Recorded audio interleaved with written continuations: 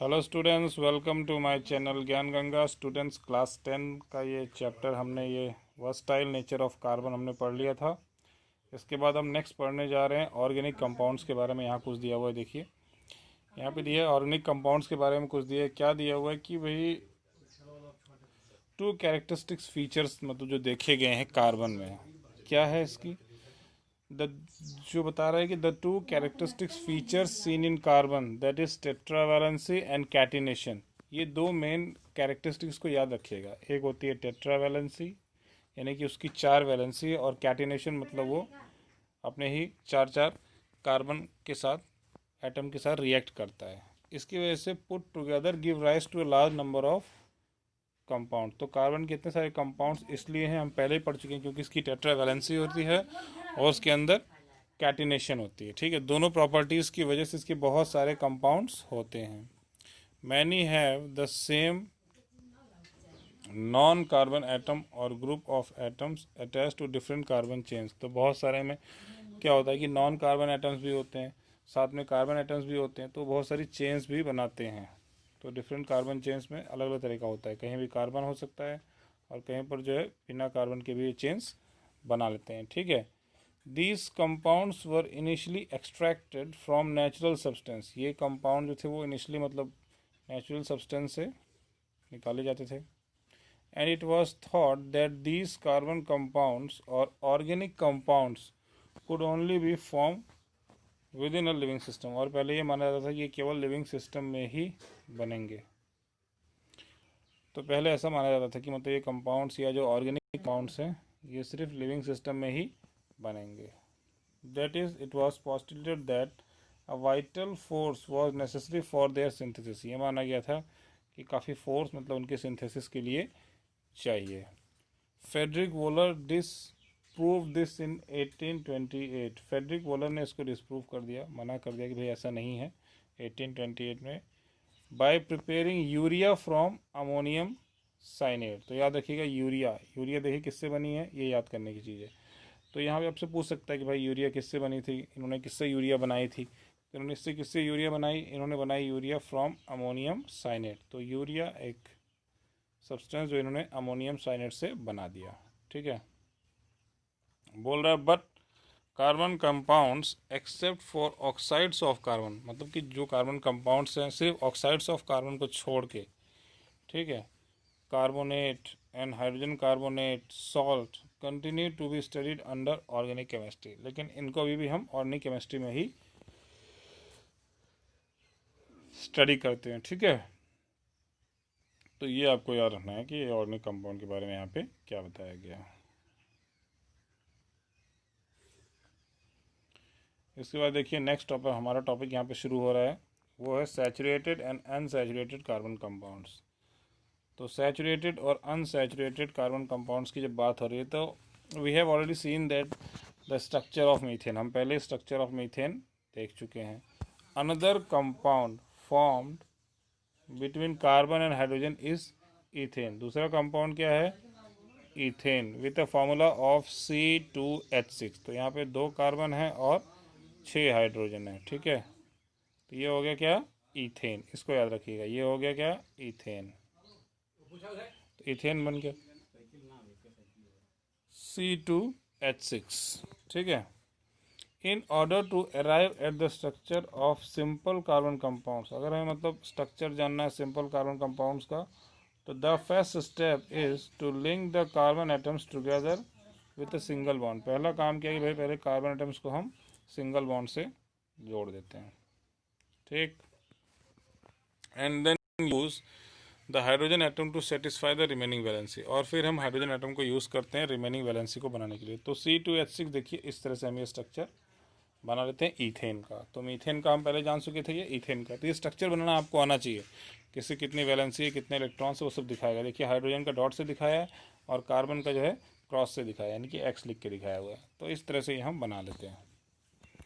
और जैसे for example the structure of ethane is arrived in the following steps. इस तरह से हम स्ट्रक्चर ऑफ इथेन बनाते हैं। स्ट्रक्चर अगर इथेन का बनाता तो C2 है ना, तो C2 लगा लिया आपने, 2 कार्बन एटम्स को आपने एक सिंगल बॉन्ड से जोड़ दिया।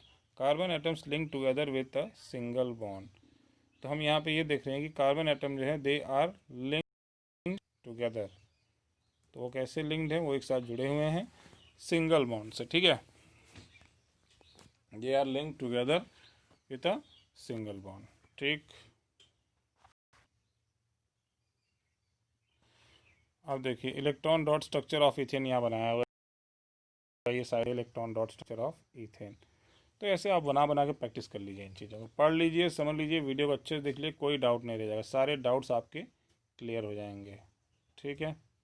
इसके बाद बोल रहा है कि 3 valencies of each carbon atom remain unsatisfied. अब देख रहे हैं कि भाई ऊपर हमने क्या देखा, 3 जो वैलेंसीज हैं वो अभी भी अनसेटिस्फाइड है।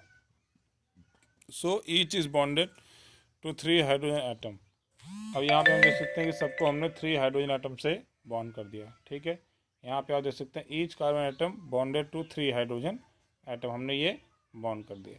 The electron dot structure of ethane is shown in figure 4.6c। ये देखिए इलेक्ट्रॉन डॉट स्ट्रक्चर दिखाया गया है इथेन का, ठीक है।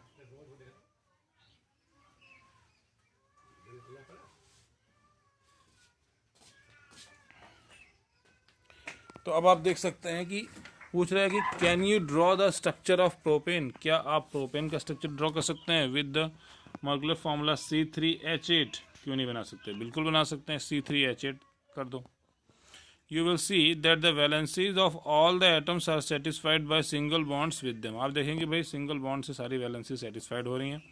सच carbon compounds are called saturated compounds. तो जिसमें भी मतलब आप सैचुरेटेड कंपाउंड्स वो भी होते हैं जिसमें भी मतलब आप सिंगल बॉन्ड देख रहे हैं, यानी कि ऐसे कंपाउंड जिसमें सारी वैलेंसी सिंगल बॉन्ड से हैं, तो ऐसे लोगों को हम क्या बोलते हैं, satisfied by single bonds between them. Such carbon compounds are called saturated compound. तो ऐसे कार्बन कंपाउंड्स को हम क्या बोलते हैं, सैचुरेटेड कंपाउंड्स बोलते हैं, ठीक है।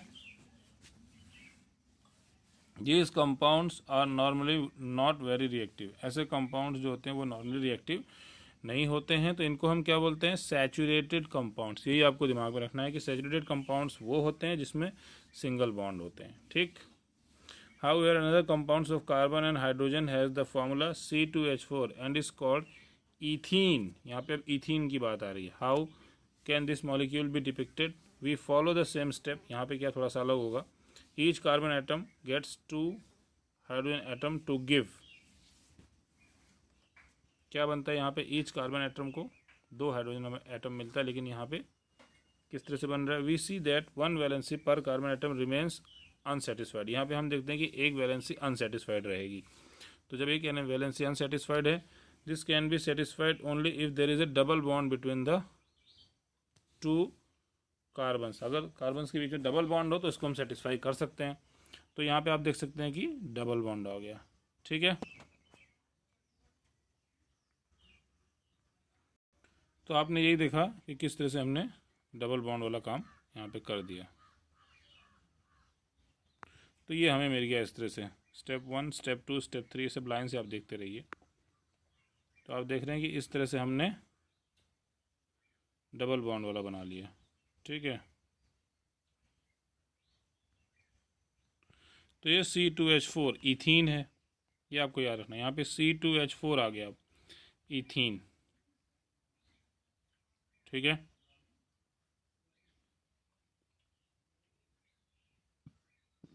ये देखिए ये रहा structure of ethene C2H4।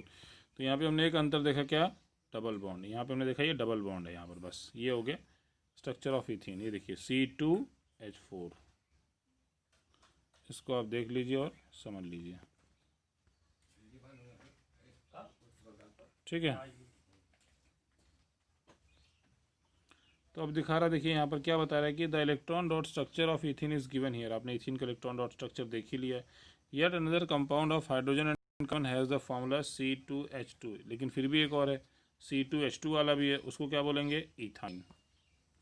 Can you draw the electron dot structure for the ethyne. तो ये कैसे होगा, how many bonds are necessary between them.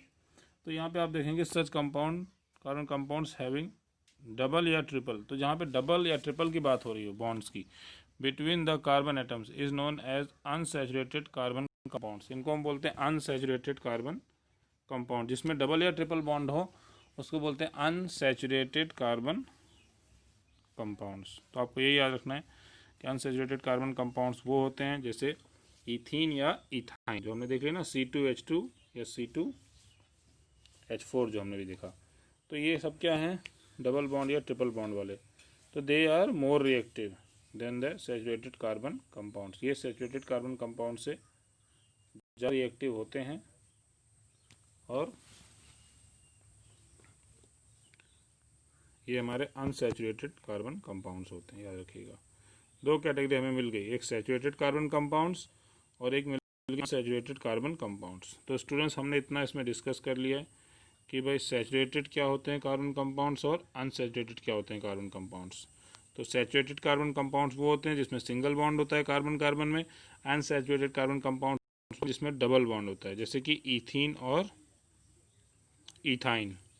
ठीक है, तो ये हो गया अनसैचुरेटेड। और सैचुरेटेड क्या होता है, तो आपने पहले देख लिया, जिसमें सिंगल बॉन्ड होता है। ठीक है, तो स्टूडेंट्स इस तरह से हमने ये दो चीज़ें डिस्कस कर ली हैं, और इसमें कोई डाउट हो तो पूछिएगा। अच्छे से वीडियो को देखिए, अच्छे से बुक को पढ़िए, इसके बेसिस पे सारे क्वेश्चन आंसर जितने भी पीछे दिए हैं किताब में वो सारे सॉल्व करिए, वीडियो को देखिए, रीडिंग कीजिए, अच्छे से समझिए, कोई डाउट हो तो पूछिए। और नेक्स्ट प्रेजेंटेशन में हम देखेंगे क्या, चेन, ब्रांचेज एंड रिंग्स, ये हम देखेंगे नेक्स्ट प्रेजेंटेशन में। तो इसको हम डिस्कस करेंगे नेक्स्ट प्रेजेंटेशन में, क्या है चेन, ब्रांचेज, रिंग्स, ये सब क्या है, ये हम नेक्स्ट प्रेजेंटेशन में डिस्कस कर लेंगे। ठीक है, तो स्टूडेंट्स मिलेंगे नेक्स्ट प्रेजेंटेशन में जिसमें चेन, ब्रांचेज और रिंग्स को डिस्कस करेंगे। आज के लिए इतना ही, थैंक यू, मिलते हैं नेक्स्ट प्रेजेंटेशन में।